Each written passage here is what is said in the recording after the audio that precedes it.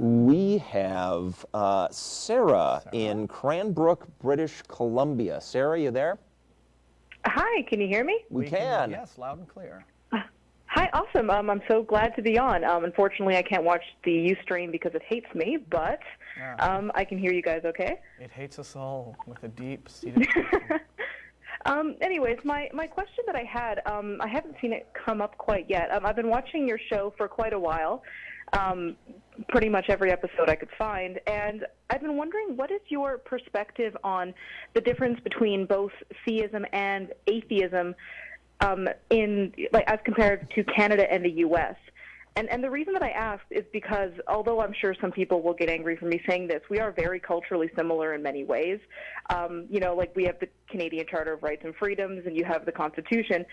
And yet, I don't see the level of religious zealotry up here, even in clusters where you would assume it would happen. And yet down there, I mean, like my friends and I cross the border and we go to a restaurant in Montana's, and it's like, praise Jesus. Oh God! It's all over the walls, and you're like, oh my God, can't I just have my steak? Mm-hmm. And I mean, and the area that I'm in personally, it's a town of like 24,000 people, but we have like 14 churches, and we're about an hour and a half away from Bountiful, which is analogous to Colorado City. Mm-hmm. And you see, all of these people like fundamentalist Mormons walking around in their outfits, and there's no problem. You don't get this level of it getting pushed down your throat. And even with friends of mine that are, devout Catholics and Lutherans, I drove with my friend to his uncle's funeral, and we spent the entire time that way and back, like a 6-hour drive, arguing about whether or not God's moral because we were bored. And you just don't get any anger. And so I wondered, why do you think it is that despite us being so similar and so close, that there's this ginormous difference between the two? I don't know. Yeah. Sorry, you're expecting better. We had a thing happen here in the United States politically where the Republican Party allied itself with the extreme right-wing fundamentalist Christianity as it's an entirely cynical move to get a lot of political support. And that seems to have been the start of the intrusion of religion into all aspects of our society. At least recently. And the United States has changed over time. I mean, there have been periods of more religiosity and less religiosity. I'm just talking about the latest upswing. Yeah, I think that really started with the Cold War, especially. Where the supposed inherent atheism of the communist regime was, latched onto as, that's why they're bad.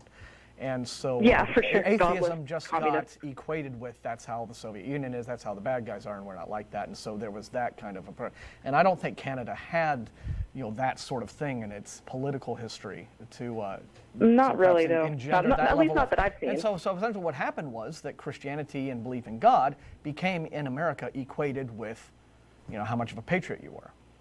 And so that's Canada, and so that's the difference, I think, perhaps between how things have since played out in America versus Canada. I mean, it would make sense, because I even started combing over through our Canadian Charter of Rights and Freedoms to see if there's some something in there that helps guide it, and it's so vague that I didn't even think that on a legal standing, I don't think we have anything better or worse.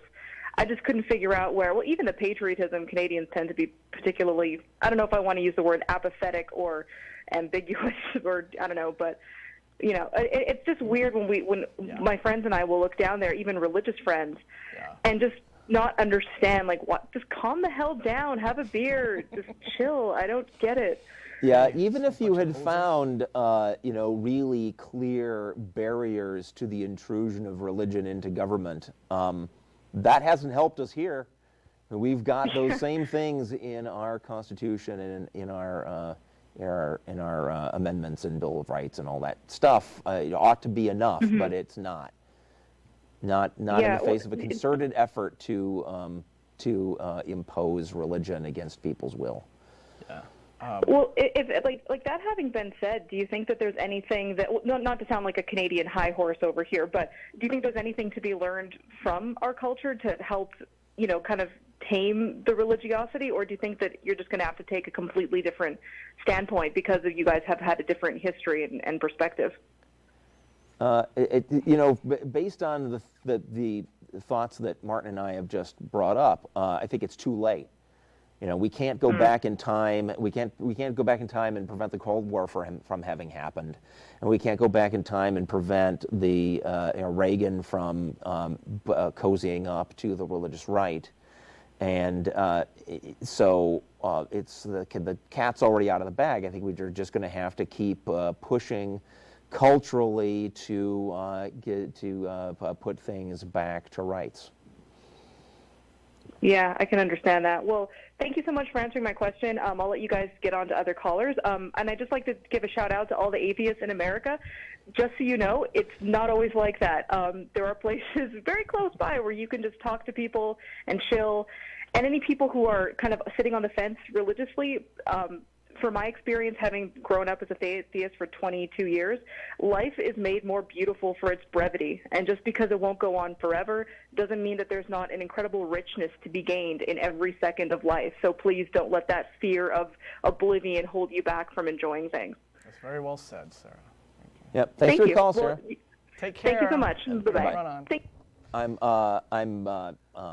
I'm embarrassed to say I haven't been to Canada since I was in my early teens on a family vacation and way too young to be able to appreciate the difference religiously. But also, as a transhumanist, I have to say, no, I'm not buying the whole life is more beautiful because it's short thing. I think life is an engineering problem. We ought to fix it. Mortality is an engineering problem. We ought to fix it.